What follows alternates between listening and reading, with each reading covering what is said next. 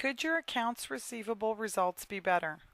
One way to answer this question objectively is to compare your performance results to those of the same industry. The key performance indicators, KPI, that are available through the CC Index allows you to benchmark your company's accounts receivables with other companies that are in the same industry as you. Knowing whether you have a lower or higher than industry average in any of the KPIs will enable you to proactively take necessary remedial measures before things deteriorate further. The reports that we will generate after compiling the data reported by participating members will also help you in making better forecasts by looking at trends. Following are some sample reports that only participants in the CC Index program will have access to as a part of their membership benefits. Report 1. Average days sales outstanding. The lower the number, the better it is. Perhaps the most famous KPI when it comes to managing accounts receivable, DSO measures how long your credit department takes to collect revenue after a sale has been made. While this graph shows the DSO trend for only 3 industries, construction, wholesale trade, and manufacturing, the CC Index is designed to generate trending reports for any of the 20 major industry classifications, according to the North American Industry Classification System, NAICS. Report 2.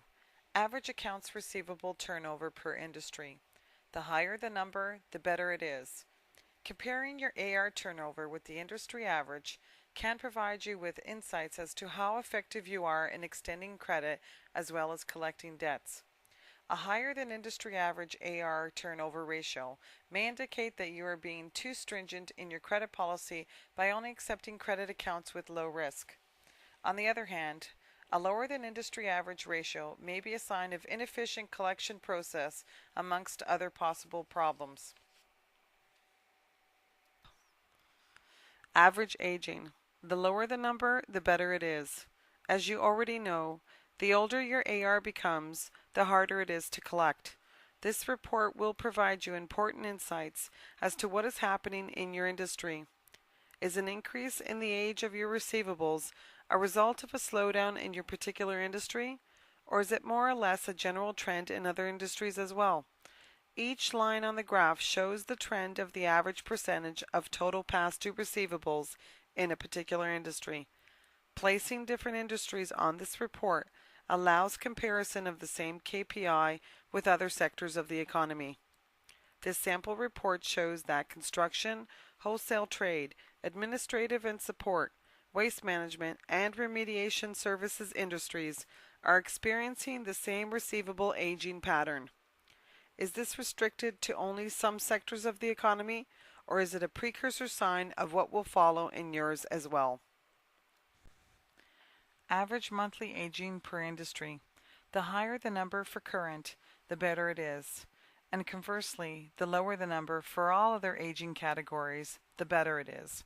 The average monthly aging bar graph is a compilation of reported AR data by the different aging buckets, one industry at a time. If your company operates in 3 different industries, you will be able to access the report for each one. Each color on the bar graph represents a different aging bucket. For example, if you look at the bar for December 2009, the orange color is the percentage of the average current portion of reported AR data in the construction industry.